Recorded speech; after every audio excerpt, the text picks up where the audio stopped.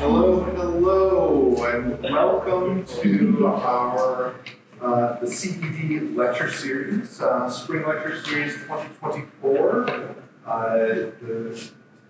The focus of the series is designing the past, place, material, and culture. You all are in for a treat. We are all in for a treat today because today we are going to be hearing from three excellent scholars and practitioners of cultural landscapes and historic preservation, drawing from this book, the Routledge Handbook of Cultural Landscape Practice. And I am delighted to introduce our panelists, each of whom wrote an essay for this 2023 volume. The handbook is the brainchild of Professor Cari Goetcheus. What distinguishes this text, she writes, along with her co-author, Stephen Brown, is the centrality of practice. Practice, she writes, while never severed from theory, emphasizes the concept of learning by doing, or experiential learning. That is a hands-on approach to knowledge creation that necessitates field-based interaction between the practitioner, local communities, and the cultural landscape in order to experience, listen, learn, and adapt. Her classes take exactly this method to provoke her students to understand the practice of preservation on a deep level. Goetcheus, whom most of you know as an indomitable conserver of cultural landscapes and a beloved and demanding teacher, is professor and Draper Chair in the College of Environment and Design at the University of Georgia.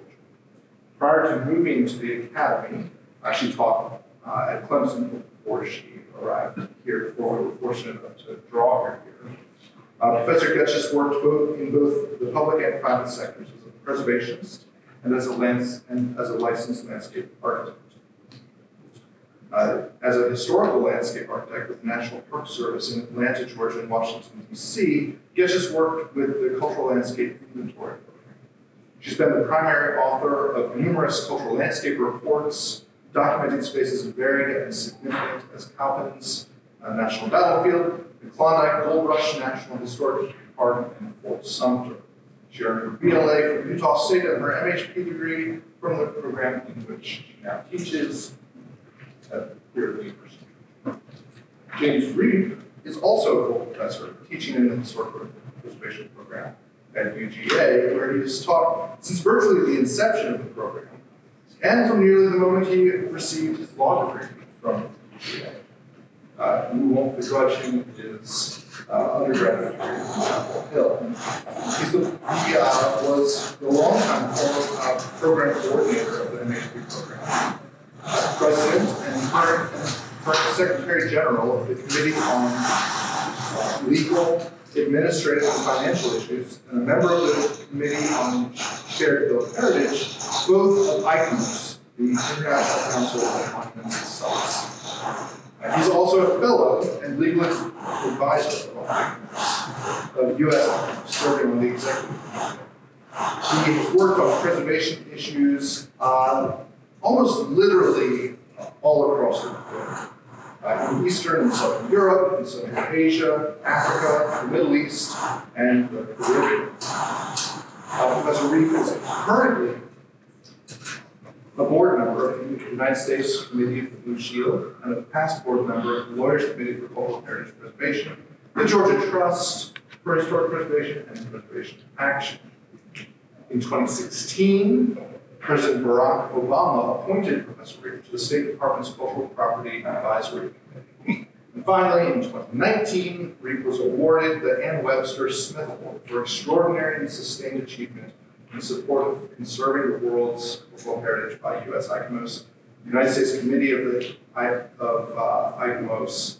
The Webster Smith Award is that institution's highest honor for service.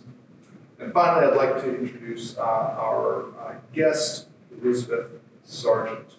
She's the principal of Liz Sargent Historic Landscape Architecture. She's a fellow of the American Society of Landscape Architects.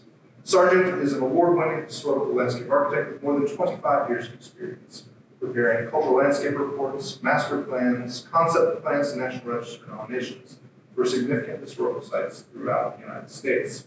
She's worked with a variety of clients, the National Park Service, the National Trust, the Civil War Trust, among others. With a background in botany, American history, and landscape architecture, she has been a steward of America's most important places, including 9 of America's World Heritage Sites, 34 National Historic Landmark properties, and more than 50 National Park units. In her work, Ms. Sargent seeks to capture the essence of landscapes and important features in ways that make sense to interdisciplinary teams, while articulating the way in which landscapes are shaped over time by the intersection of natural systems and human intervention. We're sure to hear quite a bit about that. Liz received her BA from Connecticut College and her Master of Landscape Architecture from the University of Virginia. Wahoo Wah Liz. She currently works from my native hometown of Charlottesville. We have quite an impressive number of guests. I'd like you all to please welcome.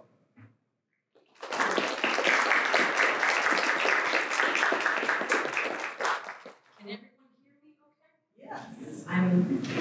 I'm a natural loudspeaker teacher, so I will try not to blow your ears, and I'll try to actually just be calm. If I get too loud, just wave or something. Let me know that I'm too animated, okay? I want to thank everybody for coming today. This is fantastic. I'm always excited about cultural landscapes. If any of you have me, as your instructor, you know that I get very excited about this. Which is an interesting thing to say after working on a book for 5 years. And I still like this topic. And I'm actually preparing for this, it really made me excited and about what I think this book hopefully will do in the future. So this insights from the Routledge Handbook of Cultural Landscape Practice. We're basically going to have 3 separate presentations, but they are relevant because both James and Liz wrote chapters in the book, and so they'll be focusing on their particular topics. And I'm going to try and give you a very broad overview of a 300 to 500 page book. And I'll do that in about 20 minutes, hopefully. Okay, so to first understand cultural landscapes, you've got to understand just heritage and heritage conservation. So, as societies were interested in heritage, it was kind of natural to focus on individual buildings and individual architecture, and that is what happened. Initially, the focus was on buildings, and they weren't really looking at the surroundings. They weren't really looking at where that building was in context to anything else in the city, but they were very interested in the architecture, they were very interested in materials and trying to make it as pure as possible. And so the upper left-hand corner, the Roman Colosseum is an example of that. Archaeology has also been a very long time interest for people interested in heritage conservation. And archaeologists have added a lot to our understanding of what places and what cultural landscapes are. And then finally, we started to get a little bit bigger in the early 1900s or so. And we started to look mostly at, I'll call them truly built environments, not necessarily green environments, but built environments. So city centers were the thing that I was always, that people were always looking at, okay? So those really were the focus. We weren't really looking at settings or green spaces or bigger context for a very long time. But finally, we do. And in 1972, UNESCO, the United Nations Education, Scientific and Cultural Organization, that was basically created after World War II because of a lot of bad things that happened and wanting to protect heritage that had been destroyed during the war. There was an idea of, could we actually conserve both natural heritage and cultural heritage? And it took about 15 or 20 years to beat out the process and talk to all of the nations across the world to say, would you be willing to voluntarily agree to some guidelines to protecting and designating historic resources and natural resources? And so finally in 1972, that agreement was created, that convention was created, and all of the nations that were willing to sign on did sign on. And there are literally hundreds of nations that signed on to that. It was at that time when they were defining what's architecture, what are monuments, that they decided to create the term sites. And it was getting bigger than just a monument. And so that was really fantastic that they created this definition for a site. The only thing was the criteria for nominating something to the World Heritage List, as it's called now, made it very clear that you could nominate something as a natural thing or as a cultural thing. And you would definitely not have the two things together, which when you talk about cultural landscapes, the two things are together. So this was a convention that was a great place to start. But it took a little while to get a little bit bigger than just saying, this is a site, but we really mean it's a background for a building, or it's a background for something that's a built structure. But we did get there. So over time, what's been happening is we're getting larger, we're getting the geographic areas getting larger. In the 1980s, when a lot of public gardens in Europe were trying to be designated for the World Heritage Site, they were looking at these beautiful designed gardens and how they had hedges that were basically walls inside the garden. And they started to recognize that vegetation could actually be architectural in form. So we still had to tie to architecture, but they were starting to realize that vegetation could actually be a defining thing. It could act as a wall, it could act as an arch, it could act as a see-through. And so large gardens like at Chateau Beauvais, beautiful gardens, were nominated to the National Register. We also started to look at things like indigenous landscapes and things that were valued, natural resources that were valued and had value by anthropomorphic processes. So Luru in Australia was nominated to the World Heritage Site. And then we started to look even bigger and broader and realize actually there's a lot of the world, when we look at just agriculture and industry, that we have physically manipulated the land for what we need. And there's all kinds of imprints all over the world. So whether it's the rice terraces of the Philippines, or it's the agave landscape and the tequila industry in Mexico, you literally can see these things. So there are things like the coffee landscape of Venezuela that has been nominated. So this kind of gives you just an evolution of what's happening over literally a 40 to 50 year period. The one thing I want to talk about with cultural landscapes as well is that it absolutely is an interdisciplinary field. The concept of cultural landscape has been influenced very broadly by geographers from Europe in the 1880s, human geographers. Then there were geographers in this country, but there also were landscape archaeologists, there were urban planners, there were architects, there were historic ecologists, all coming together to try and understand this interaction of nature and culture. So you can't read this, but I'll just give you an idea of the things that are happening in the past 20 years. So about 1992, the World Heritage Convention basically says, okay, we've only had a description of a site for a long time. We're actually going to define very specific types of landscapes, cultural landscapes. We're going to have a designed landscape. We're going to have something called an organically evolved or vernacular landscape. And we're going to also have one that connects with ethnographic peoples who still occupy places, what they call associative landscapes. So that was a great improvement from 1972 to 1992. It's getting much bigger. But we have expanded exponentially in thinking about heritage and thinking about cultural landscapes since that time. So just some of the examples of things are culture and nature were separate. The way the thinking is today is absolutely nature, culture is entangled, and they purposely do not have space between the word nature cultures. It literally is running together because it is in the same place, cultural landscapes. That a lot of times when we were thinking about heritage early on, we were thinking of the exceptional, the outstanding. Today, it's very much about the everyday, the ordinary, the experience that everybody's had, and the kind of places that people have all been. We also are looking at, a lot of times when we think about heritage, we think of it kind of static It's very much engaged in a living process these days, especially with landscapes. That these things are kind of stagnant, but it is about living communities that need for the future.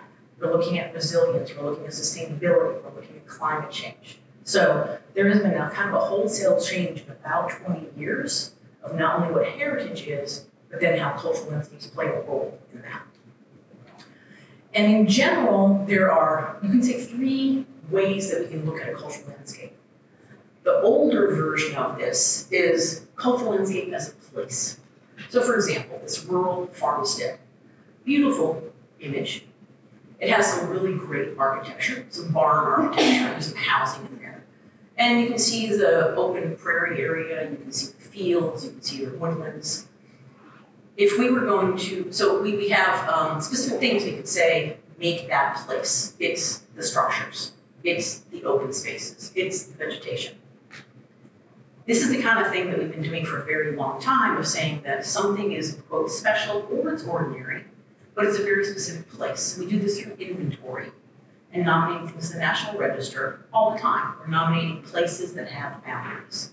So that's a little bit of an older understanding of what cultural landscapes are. Another way that we look at cultural landscape, this is continuing and has changed dramatically over time, is cultural landscape as process. By this I mean ecological processes over time, as well as human interactions with ecological processes to change things over time. So upper left-hand corner is something we call a wolf tree. And this really is a great indicator of previous environmental conditions. So just think about this. If you find this kind of tree and you're out in the woods and it's doing its, I'll call it wonderful tree thing, right? Where it's been growing high and it's like spreading its branches. And it's kind of like the perfect graphic of a tree, right? But yet you see all this smaller scrub, individual saplings that are in there. Hopefully, when you're looking at that, you think, how did this tree get here? Well, nobody moved there. It was there first. The environmental condition historically that allowed that tree to grow, it had to have access to sun. It had nothing could impede it, so it could do this beautiful thing. So more than likely, this was an open pasture. Now, land uses are not the same. They're changing. So you have saplings growing up, things like this. So as you learn to read the cultural landscape, you can read the ecology and you can read the human interventions, okay? If you learn how to read the landscape. On the lower right, similarly with a fence row or planted pine plantations, I'm sure all of you have seen gridded plantations as you're driving down the road and happen to look to the right and all these like perfectly aligned trees. Someone at some point in time, I'm assuming a human, chose to put these rows of trees in, right? There also can be fences that used to be there. They're not there any longer. You can absolutely see older trees amongst younger trees where you can indicate that. You can see where old ag terraces, where they threw up the ground. And you can see where ditches used to be. They may not function the same way, but there's all this evidence in the landscape. Right? So cultural landscape is process. And we can think about that in small ways, like these individual things that we're talking about, but we can also look at broader geographic areas. This is Minuteman National Historical Park in Massachusetts. And the image on the left is a map from 1775, and the image on the right is from 1860. And it's a little hard to see, but there's a lot more parcels on this one. But when you look at the parcel shape here, they might have gotten rid of a few in between, but generally the bounds are the same. That's pretty cool for about 100 years. So think about interpretation to the public about how this land uses have really changed. Maybe even fence lines are in the same place. That's a pretty interesting thing to be able to say. You can actually understand the battle that happened at Minuteman National Park because of what you're looking at in the landscape, in the cultural landscape. All of the different patterns mean either woodland or tillage or silage or things like that. A lot of them have remained the same, but some have been different. So the other thing with cultural landscape as process is it's people. It's not just ecology. It absolutely is community members. It is people who've made decisions to use land and places in different ways. And so we can't extract the humanity, the humans, from what a cultural landscape is. It is an absolute interaction. The third way we can think about cultural landscape is as a set of methods and tools that we use to practice cultural landscape, okay? So not knowing whether you were familiar with the World Heritage sites, I thought I would put a little dot matrix map up here. Yellow, red, green.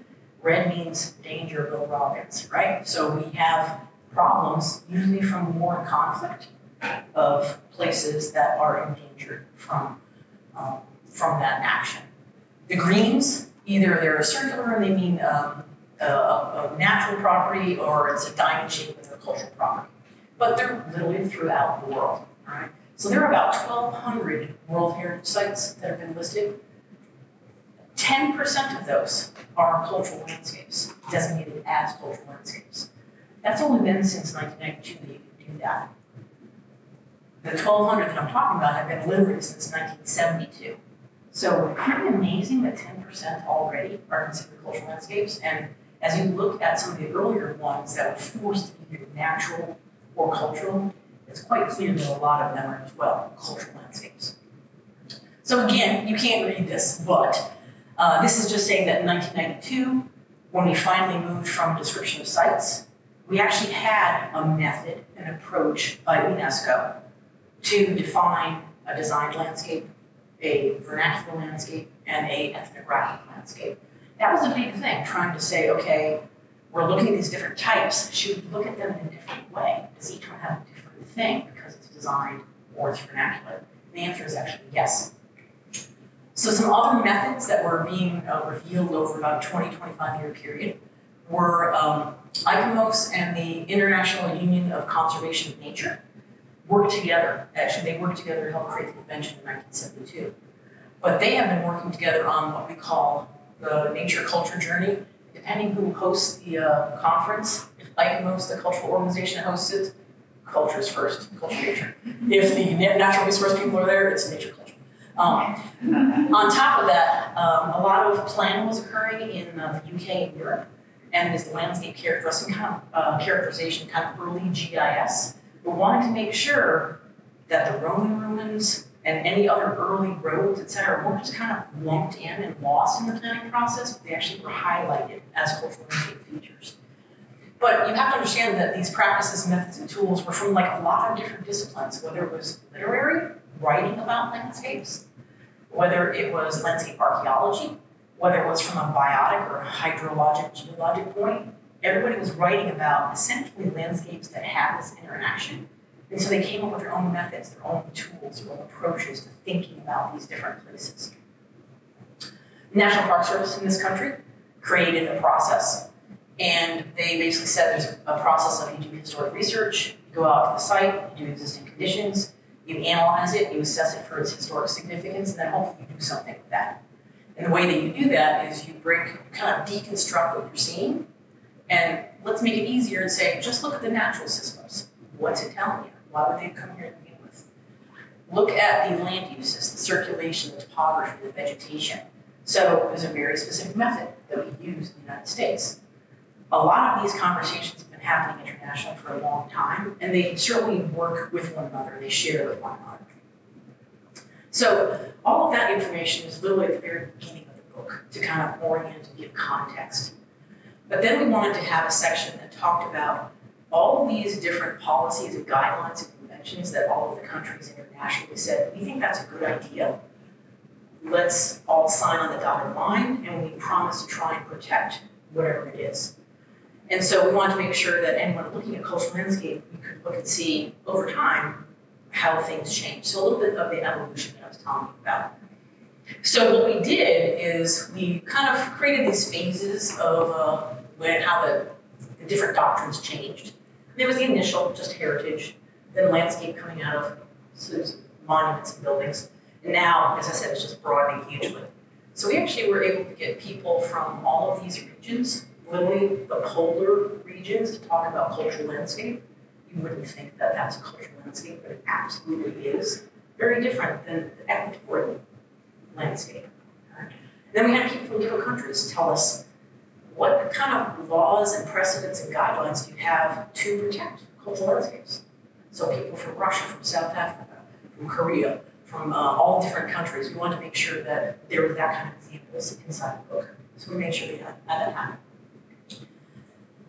There have been a lot of books written, I'll say broadly about cultural landscape, but a lot of times they are just this conference with a certain theme, and it's just a book from that conference. It's just not looking comprehensively at this, and it's certainly not looking at practice. So that's what the focus of this book is, to actually try it, experience, figure out whether it does or doesn't work, manipulate it, try it again. So these are kind of the key chapters that we have in that section. Integrated management is really important, ecological and cultural management, as well as across generations. It's really, really important to not just think, I'm only doing this for the bugs that are eating these trees. I need to do it in a much more comprehensive way. Okay? As I said, indigenous has really come popular of late. Documenting, just like how do you document these things? So this will talk about that a little bit. That's the chapter that she wrote. And then again, assessing with historic significance, how to identify community.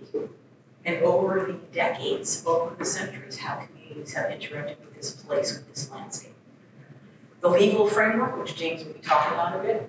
And then really we do a lot with management governance, because if you don't have a framework within which to manage and goals, you're not going to get there in protecting whatever this place is. Okay? And then in the end, how do you represent and present to the public, to the communities, what is the cultural landscape? What are you telling me your cultural landscape is? So, very common kind of management process where you implement a plan and you have a variety of policies and frameworks and things like that, but then you monitor it. Does it work? Does it not work? If it doesn't work, try it again. Change the policy, change the guidelines, right? And different things can come up. You can have some kind of climate impact that changes where your goals are. You can have something get built that you hadn't expected to get built. Adaptive management, and this is, we talk to the ecological field all the time. Adaptive management has been very much a process for 40 years in the ecological work. So we're actually taking care of that and doing that. Then it's about values. What are the community's values around the ecology, around the cultural heritage? How do you work that all in? And literally, you just keep going around and around, because there's always going to be new stakeholders. There's always going to be new people, new processes happening, new things being built. You've got to include everybody.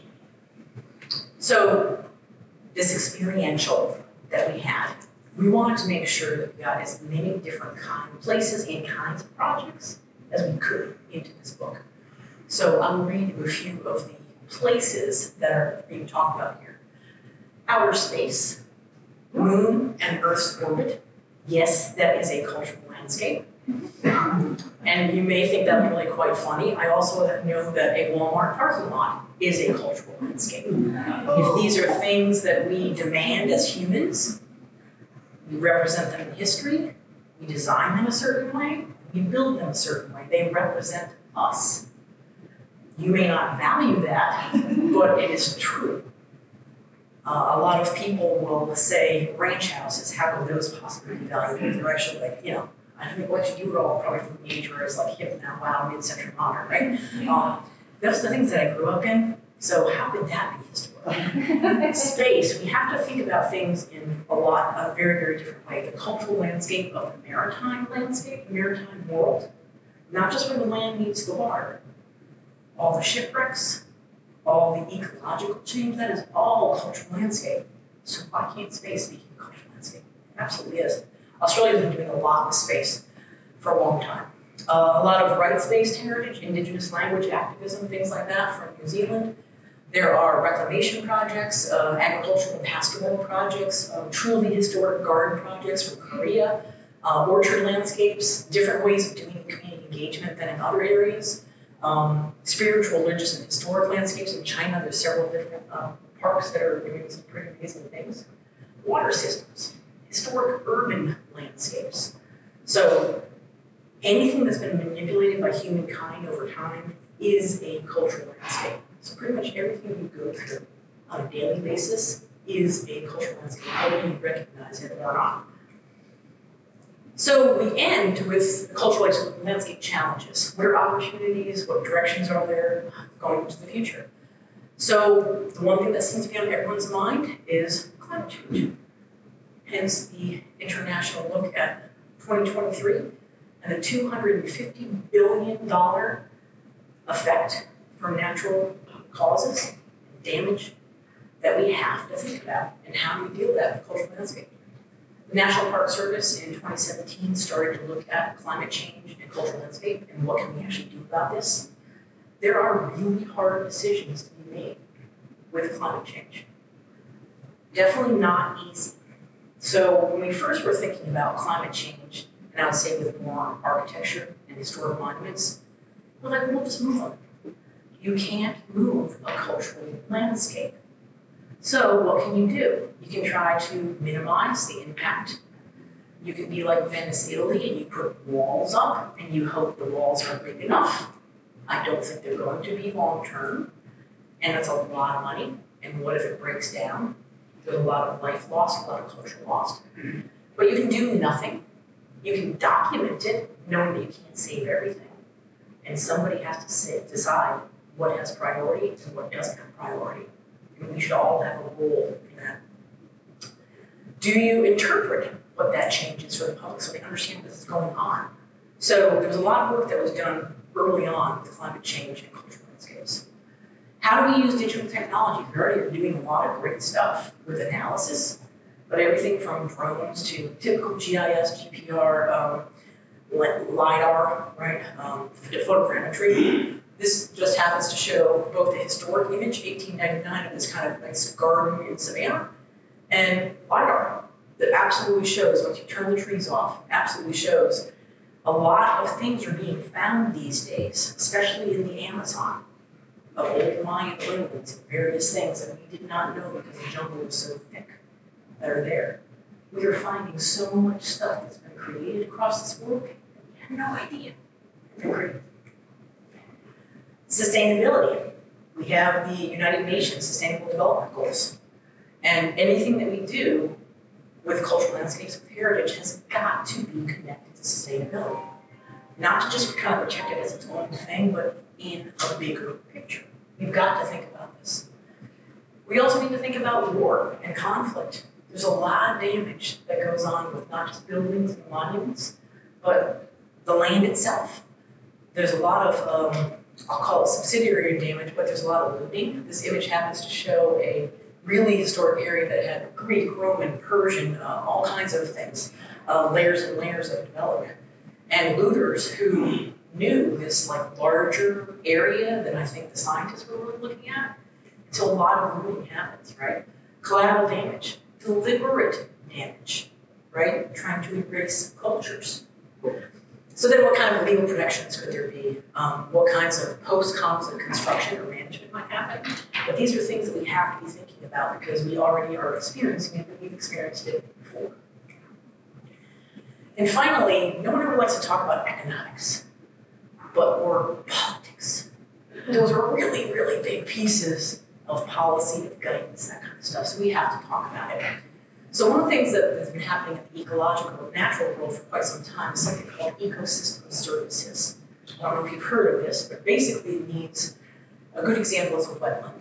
If you have development that is being created around a wetland, in theory the wetland can help the grasses, the way the sediment falls, can help filter and capture some of the negative effects. You can actually put a value, an economic value, a dollar value on what that wetland is doing. Because you know if you're trying to construct that thing, it will cost a certain amount of money. There has not been nearly enough work done on what I call cultural systems values and landscape services, or cultural landscape services. So if we can do economic valuations for natural areas, why can't we do them for cultural areas, whether they're buildings or landscapes? So the thought is that these cultural landscapes provide a lot of different stuff. I think having the pandemic be really recent, we recognized it was really healthy for our minds to go outside, right, and for our bodies. Also just the idea of aesthetics. What's the value, economic value of aesthetics? Even just like connection to history or tradition. There's also commerce that can happen with that. So this is an image from the economist that wrote this chapter, and he's showing kind of an image of a castle on a hill and just some kind of forest land and some hedgerows and things. And he says, can those incidental and intended landscapes, its woods, enclosures, designated parklands with folly, can they be economically valued? Yes, they can. But are you willing to voluntarily contribute to make sure these things remain? Or what if we require that to be paid? Everyone in a county or whatever has a certain amount of money that comes out of their taxes that goes towards whatever. Problem is, or the challenge is, there are generational values that are different, right? Different cultures value things differently. And then a lot in the past we've done special landscapes, but it's honestly the everyday landscapes that are in our vicinity that we know very well. Those have a certain value to us, whether we actually put an economic spin on it or not. So just to kind of give you a feel, the global heritage tourism market in 2021 was at $556 billion. That's people choosing to go see heritage. Not necessarily landscape, although landscape is what we're going through. So if it's not heritage tourism, but in the area you live in, are you willing to pay or volunteer for the aesthetics of it, the mental health of it, the physical health of it? I am now going to turn this over to James, who's going to talk about the legal side.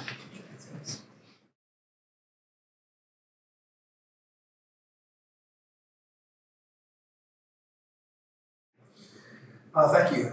Cari did a great job of providing a full overview of the issues of cultural landscape conservation. And what I'm going to do is dive a little deeper into one aspect of it, and that's the legal aspect. So my presentation is going to examine the history and policy and legal framework for the protection of cultural landscapes and draw some example of the United States.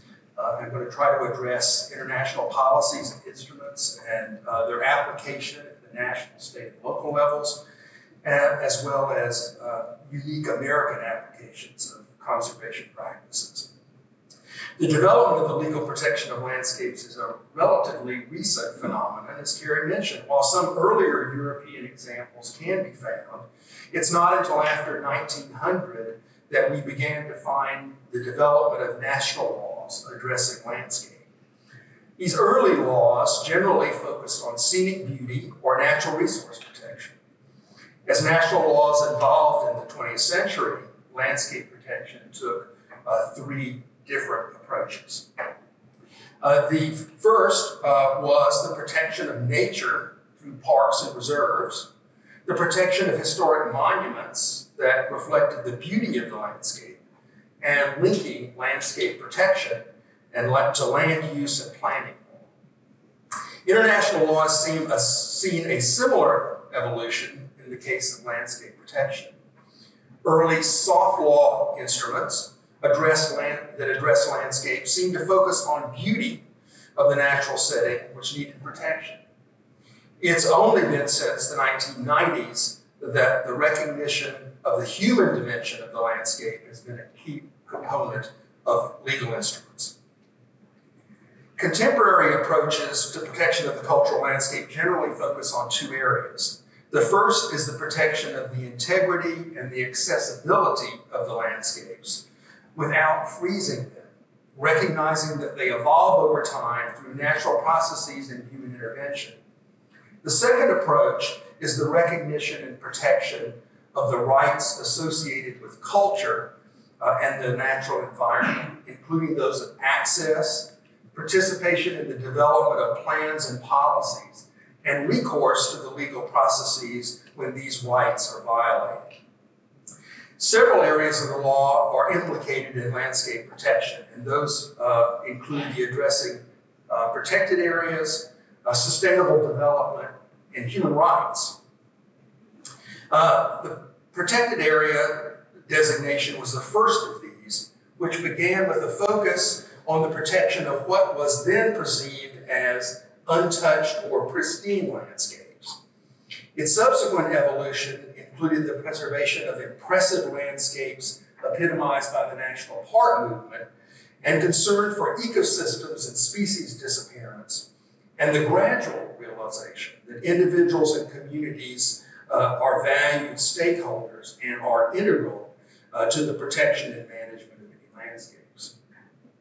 The International Union for the Conservation of Nature defines a protected landscape or seascape as a protected area where the interaction of people and nature over time has produced an area of distinct character with significant ecological, biological, cultural, and scenic value, and where safeguarding the integrity of this interaction is vital to protecting and sustaining the area and its associated nature and nature conservation and other values.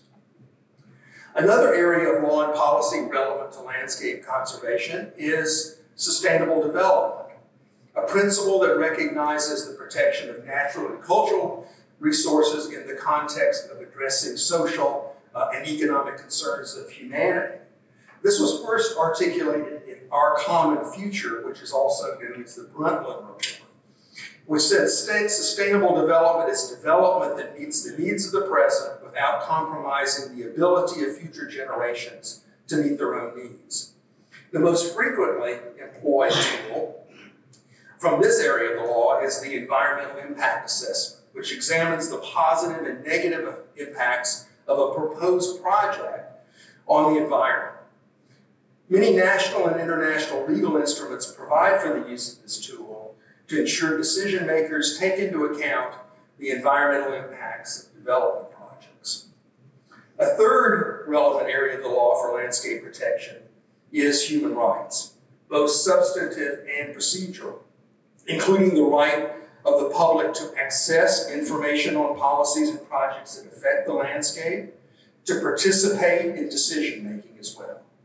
Also important are the rights of indigenous people who have long-standing relationship with the natural environment, including traditions, beliefs, which imbue the landscapes with intangible cultural values. While international law generally lacks enforceable obligations, it can help us understand aspects of culture and landscape conservation that are often addressed in national laws.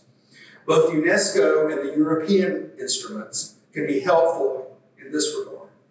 Early UNESCO instruments often dealt with natural and cultural aspects separately, as Cari described, and the human dimension was relegated to a secondary position.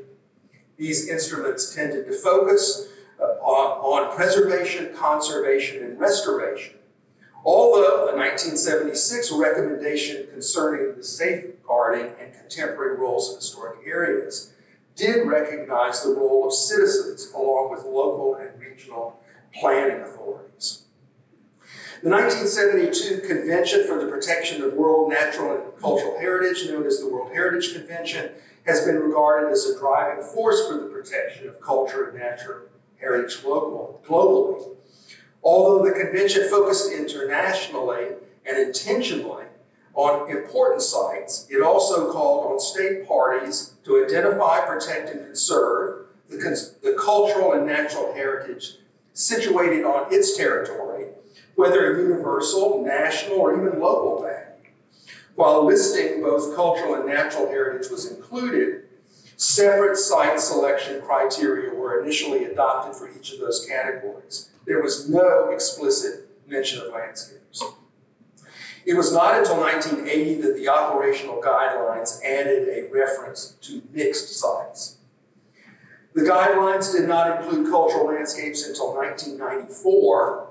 These developments have influenced the expansion of national policies and legislation that recognizes heritage places, both rural and urban, exist in a natural setting that has been and continues to be modified by humans. World Heritage cultural landscapes have also affected the further development of international cultural heritage law. An example can be found in the 2003 Convention on the Safeguarding of the Intangible Cultural Heritage. The representative list for safeguarding includes consideration of such cultural elements as sacred and cultural spaces, customary practices that include traditional forest and water management systems, and traditional agriculture, as well as dry stone wall techniques. The Council of Europe's conventions and recommendations have also played a role in the development of cultural landscape protection. The European Landscape Convention, in fact, notes this evolution by citing a number of these instruments in its preamble. The ELC has been most innovative in its application to all landscapes, including everyday and graded landscapes, and its emphasis on public participation in planning and policy development. The text specifically calls on state parties to recognize landscapes in law as an essential component of people's surroundings, as an expression of the diversity of their shared cultural and natural heritage, and as a foundation of their identity, and to implement these policies aimed at landscape protection, management, and planning through the adoption of specific measures. While the Landscape Convention has been instrumental in pointing the way towards a more comprehensive view and effective public engagement in planning and policy development, both in Europe and abroad, its usefulness in legal proceedings is hampered by its overly broad definition of landscape and its lack of a concrete system of protection and procedural rights. To examine how and to what extent principles of international law for the protection of landscapes may be applied in national legislation, we examine the situation of the United States. The recognition and development of protective measures for cultural landscapes in the United States reflects the evolution of public policy and both hard and soft law of the international community. Early approaches focused on protecting scenic beauty and natural resources, as epitomized in the development of the national park system and parallel state systems. Only gradually did law and policy recognize the human dimension of the landscape and the necessity to protect its integrity and accessibility without freezing it, and the rights of the public, including indigenous communities, to participate in developing plans and policies and have some recourse to the legal process to protect those rights. The U.S. Constitution divides power between state governments and centralized federal government. As a result, advocates of cultural landscape protection in the United States are confronted with a plethora of protections to choose from. Statutes, court holdings, regulations, one federal government, 50 state governments, and almost 90,000 local governments. Protection schemes available at the federal, state, and local levels are varied and often have conflicting goals.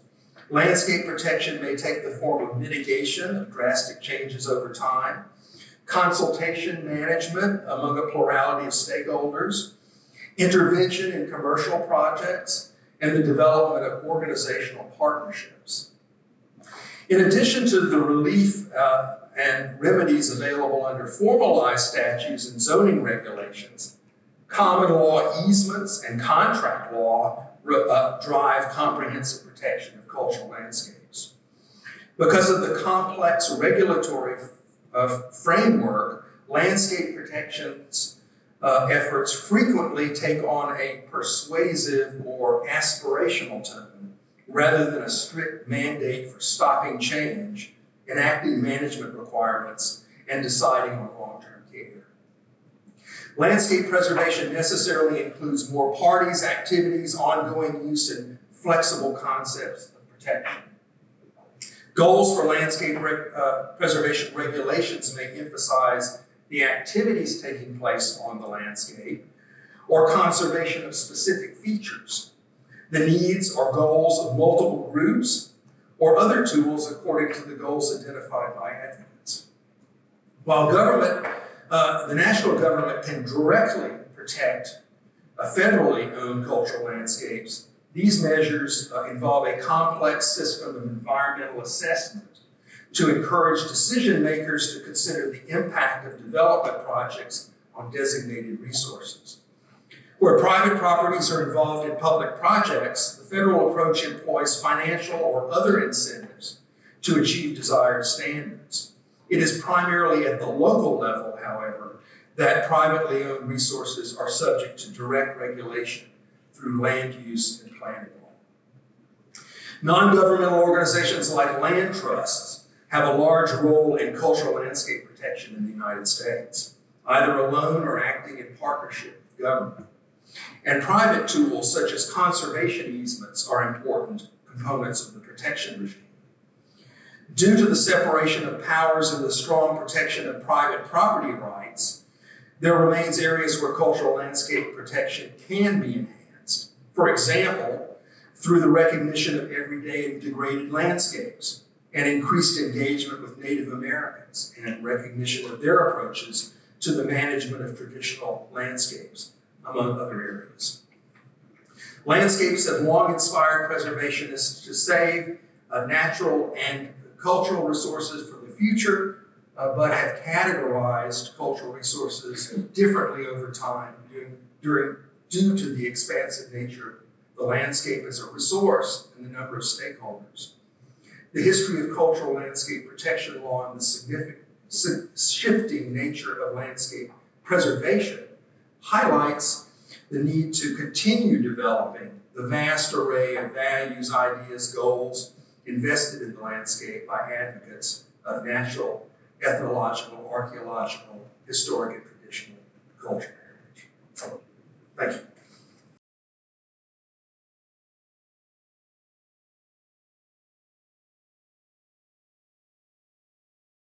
So today I'm going to talk a bit about cultural landscape practice. As Cari mentioned, that's what the focus of the book is. And I'm going to talk about the process that we follow, the paths that we explore, and the way in which seemingly mundane work helps to reveal special conditions, challenges assumptions, and results in a deep sense of respect and stewardship for important places. To be clear, cultural landscape practice is not for the faint of heart. It takes a village, people skilled in a wide range of specialties with different backgrounds and perspectives, to put together the primary product of my work, the Cultural Landscape Report. People specializing in mapping, research, writing historical narratives, reading maps, consolidating a wide range of information into a cohesive narrative, and creative people versed in landscape architecture, planning, and design all have a place in and are needed to be successful in the process. Here are a few of the faces of people that I regularly collaborate with, and we refer to ourselves as collaborative consultants. The Routledge Handbook of Cultural Landscape Studies suggests the complexity of the work. It's organized into 5 sections with more than 50 individual chapters, presentations of cultural landscape experience and practice, many of which are case studies. And the book traces the realm of the practice and various perspectives of the authors and practitioners. And I contend that the narratives trace many experiences similar to what I had to work with at Mount Rushmore, where documenting the iconic sculptures revealed a deeper narrative about patriotism, hagiography, and white supremacy, including connections of the sculptor Goodson Borglum to the Ku Klux Klan. The sculptures were carved on a mountain known as Six Grandfathers by the Lakota Sioux and are located on sacred ancestral land. As such, the sculptures serve as a constant and massive reminder of white authority and dominance of the original occupants of the Black Hills of South Dakota. These arguments fell on deaf ears when the sculptures were being carved during the 1920s and 1930s. And so in 1948, Native Americans began work on a counter-narrative. A much larger sculpture of Crazy Horse, and actually Mount Rushmore can fit in the ear of Crazy Horse, it's that big. The Lakota war leader who died battling the US government in the 1870s, and it's located only 8 miles from Mount Rushmore. So it was through the process of documenting the landscape, of digging deep into the history, where we challenged that question of, these iconic sculptures and what they meant, and tried to reveal other meanings as well.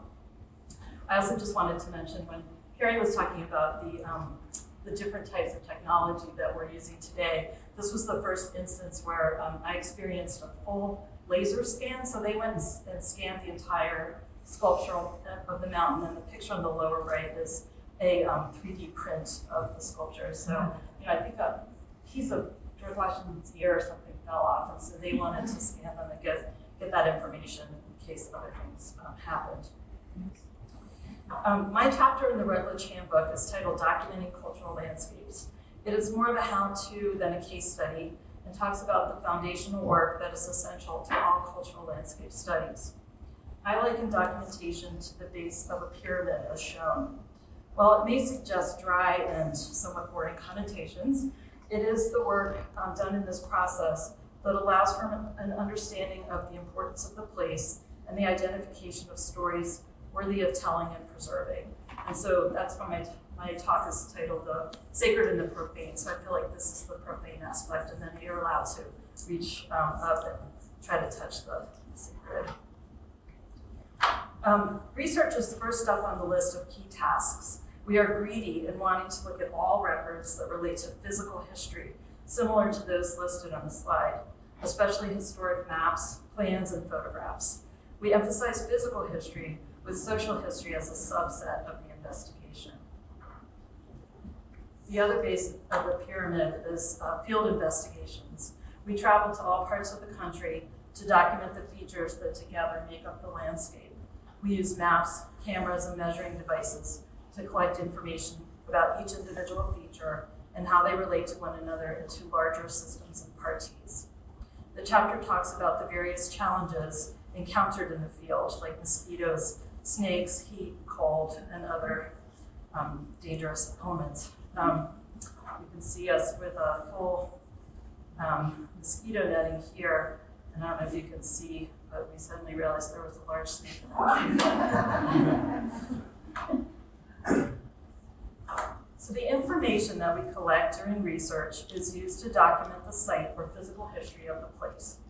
Historic graphics are used to illustrate a narrative exploring a chronological understanding of cultural use of the landscape over time, from earliest recorded history or archaeological investigation understanding to the present, all the way up to the present.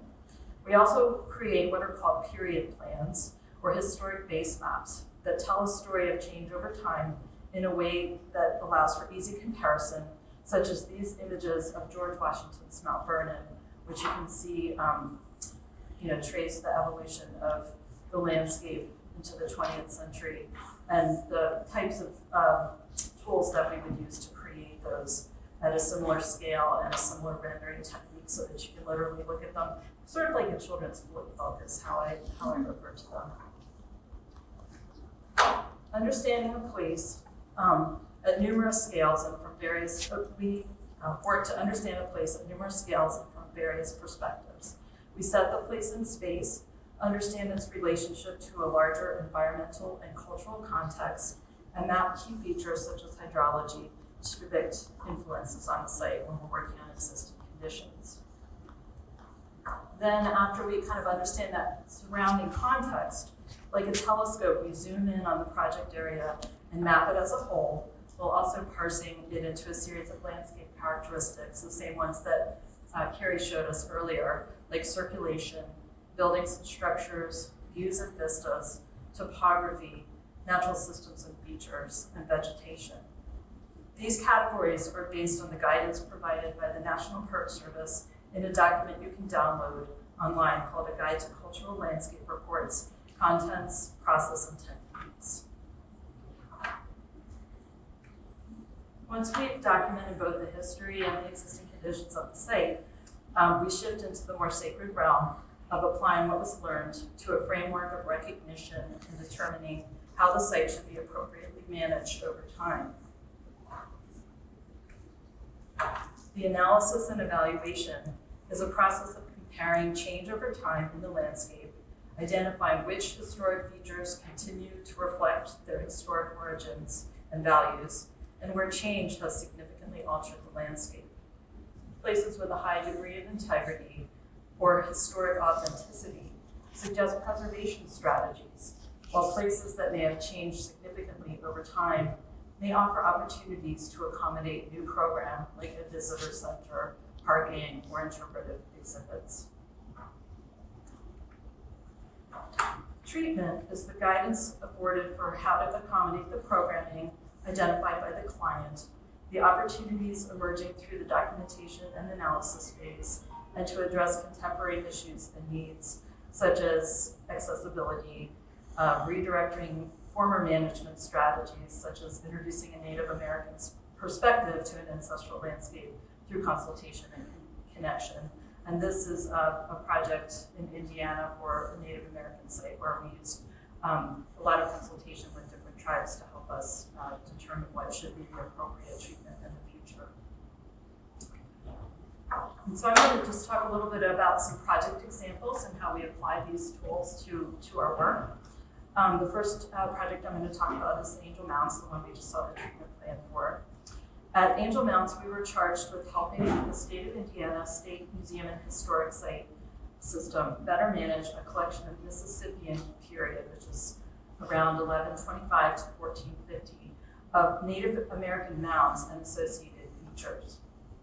You can see that the site is located on the Ohio River, down here near Evansville, and you can see how it pertains to a series of Mississippian period cultures that we've learned about through archaeology and through consultation with tribes.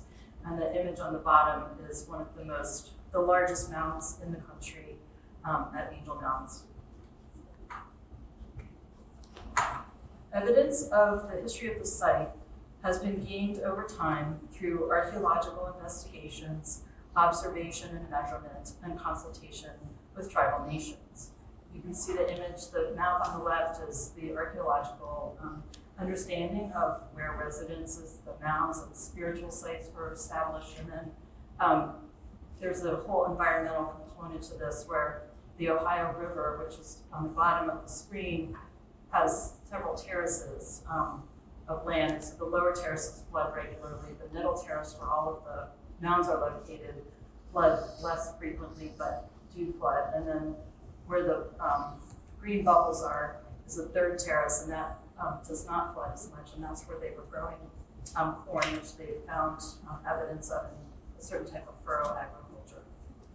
And this image on the bottom is us out in the field with some of the tribal representatives talking about the site and its history. One of the most intriguing aspects of the site to us was the idea that these mounds are located in relationship to solar, lunar, and Milky Way events during the year, and that they are aligned for the solstices to help with agricultural, when to plant, when to harvest. And then, interestingly, the large mound that I showed a picture of earlier is aligned with where the Milky Way comes up over in the sky, kind of around the summer solstice.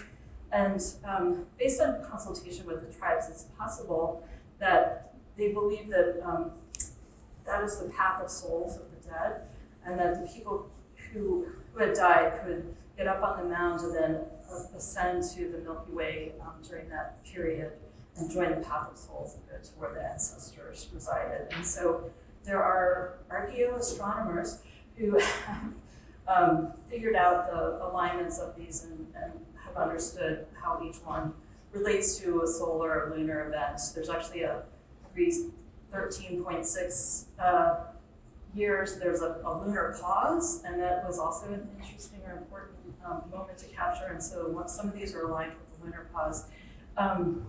So anyway, we have talked with the tribal nations about having, summer solstice like overnight or something in the field, which I think would be really cool. And so in looking at, taking all the knowledge that we gained through documentation and analysis, we were looking at how to sensitively allow the public to continue to enjoy and experience and learn about the mounds, but to have the least imprint possible in the landscape. So we looked at, light imprints of accessible pathways, because we want, everyone to be able to experience that, using bridges or what are called puncheons, which are floating bridges, where you need to avoid wet areas and sensitive archaeology, and then not using lots of big signs, but potentially, using QR codes like this or small signs to help people guide them through the landscape. And so this zone in particular, where the mounds are, was treated in a very specific way to respect and steward the landscape in the most, without damaging anything. And then we also looked at the larger landscape, where we know that there had been traditional farming going on, but also opportunities for collecting different types of food or materials used for, construction or craft. And so we looked at that larger landscape as a working collaboration with the tribal nations so that they could come in and help us with traditional burning practices to maintain, open areas, to plant traditional food crops that we know about, food collection materials, to maintain open field conditions and the wolf trees like Cari was talking about, there's a wolf tree there, and also to interpret the particular type of agriculture, the ridge and furrow agriculture that was being practiced there. The next project I want to talk about is Cari mentioned, Walmart parking lot could be a cultural landscape. We worked inside Mammoth Cave, and to me that was a bizarre, cultural landscape, and it presented a lot of challenges. But it was really fascinating because, the site is located in Kentucky in this red area that kind of spans those 3 counties there. So it was really important for us to understand how the cave was formed and what are some of its environmental qualities or characteristics. So we learned about the geology of the area, and then we learned about how the cave was actually formed through a river passing through limestone geology, which is sensitive to acidic water, and so it dissolves the rock. And so, interestingly, the river has fallen over time, and so the upper passages are the older passages, and the lower ones are the newer passages, and they're still forming today. So it's a very large area with lots and lots of passages that have been mapped over time and different entrances and different names for things. And over the years, it's been an extremely popular tourist attraction. Actually, starting in the early 19th century, it became a tourist attraction. So for us, just trying to get our head around everything, we wanted to look at, how it had been used over time. And there's lots and lots of great historic images of, people visiting. I guess Europeans really loved coming here, and so they would, travel over from Europe, and there was one guy who was actually an enslaved person with the owner of the property, and he became one of the most popular guides. And because people would ask for him and then they would give him a tip afterwards, he was actually able to buy his wife's freedom and then later his freedom. So there's some really interesting stories here. And inside the cave, people used to write their names with candle smoke or etch it with different things. And so those signatures are still there, and we have signatures of Stephen Bishop, that guy, on the walls that are being protected today.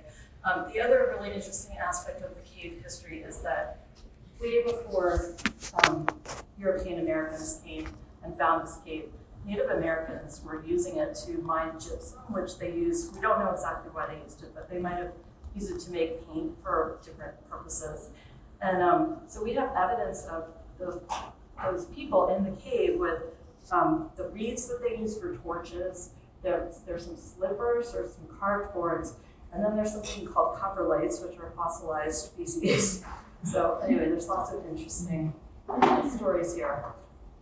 So one of the things that was important for us to understand as a cultural landscape was what was known about the cave over time and how was it utilized for cultural purposes, mostly for, first there was industrial use to mine saltpeter, which was useful as gunpowder and used for the War of 1812. And then later, after the War of 1812, almost immediately it became popular for tourism. So the guides were some of the most intrepid explorers of the cave. And so people who know a lot about caves have traced the history of what passages were known. And there were certain places where there were big holes in the ground and they couldn't get across until they could build a bridge or find some way to get around it. So it took some engineering over time to become knowledgeable about the cave. And so using the tools that other people, these cave research people, had developed, we came up with a scope for the Cultural Landscape Report, which was basically 35 miles of cave passages that we could document had been used for tours. And the tours, ranged, there were different owners above ground, and so they would have cave wars, like where they would fight over who got to, get the customers to come and visit the cave. So this became our focus, and as you can imagine, it was quite challenging. But this organization called the Cave Research Associates, they actually go into the cave, and I don't know if you can see this map too well, but they literally have a process of going in, measuring the width of the cave, the height of the cave, the character of what's called the breakdown, or the kind of stone that has fallen on the ground. And so they draw these incredibly beautiful maps that have all that texture and information. And so we had those to work with, but we also had to try to figure out where we were in space. And so we have these photographs that we took all through the cave, and then we tried to point to the site of, the documentation part was quite challenging. But it helped us to understand and know the cave and what some of these features were that the tourism people had, they'd given all these features names. They were oftentimes like underworld kind of names, and kind of sad and depressing. But anyway, a lot of them do look like what they got named. So we went through all 35 miles of caves and documented all these different things, and the cultural introductions, which included walkways and railings and staircases and walls, and there's actually something called a snowball dining room where people used to go and have meals, and people used to go and have dances and band concerts and things like that. So we try to document all of that. And then in treatment, I think the important thing was, that the Park Service who manages the site really has to deal with visitor safety. It's very dangerous down there. People have heart attacks and have to be brought out, and it's terrible. So we had to allow for some, introduction of new features to try to accommodate safety and accessibility and that kind of thing.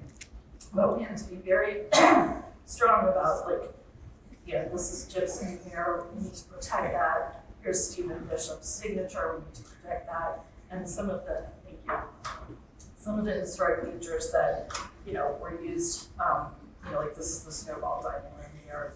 And so, kind of a preservation strategy, but also what we call a rehabilitation strategy, where they could accommodate the new uses that were essential to protect people's health, life safety, welfare, that kind of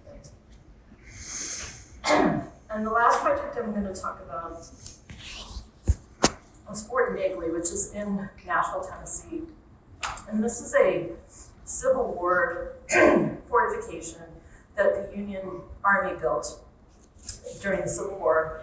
And after they gained possession of Nashville, the fort was designed to protect soldiers training artillery on potential avenues of approach by the Confederate Army, such as rail lines, the river, and roads. And after the Union Army began to work on the fort, numerous self-emancipating enslaved African Americans found their way to the site for protection by the Union Army. Many were then conscripted or almost forced to join the U.S. colored troops or otherwise to help build the fort. And the others who were, women or not able-bodied, chose to stay there, and they kind of established a tent city on the lower slopes of the knoll.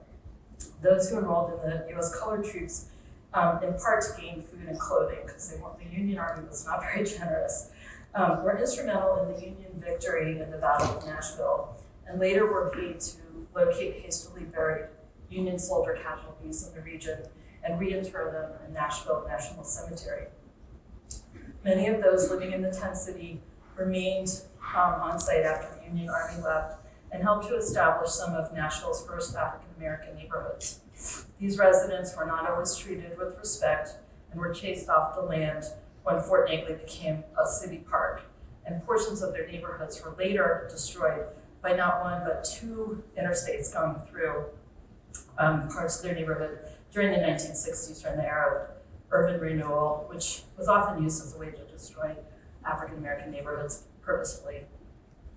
So all of that history came out of the process of documentation. There are people, professors at Vanderbilt and others, who have been diligently researching this history, because the only thing that's really been presented is the Civil War history.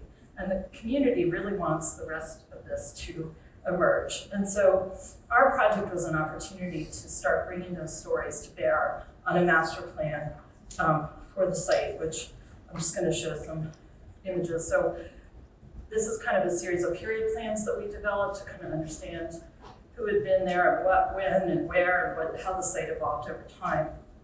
And that information was really instrumental in sort of developing some ideas for how to interpret the landscape, how to manage the landscape, but it was really a community engagement process that made it successful and made it supported by, to move forward with telling these stories. And the community is extremely interested in telling these stories.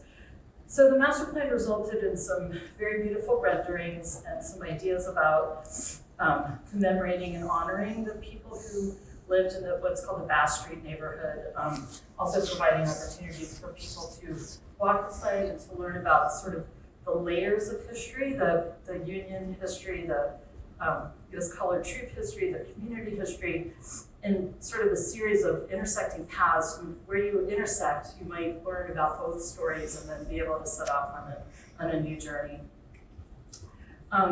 So the Bass Street neighborhood is commemorated on its former site up here, and that's to be determined, like what kind of memorial or commemorative event is going to be there. But the community is very happy that it's at least going to move forward with that. And I will just say that as much as the cultural history here has been recognized in this master plan, it's also been really important to look at sustainability and the environment. And so looking at, instead of just having, acres and acres of turf, the master plan recommends introducing, native meadow vegetation and continuing or expanding on the use of sheep to maintain the grass around the built fort, the stonework of the fort, which is a very cool process.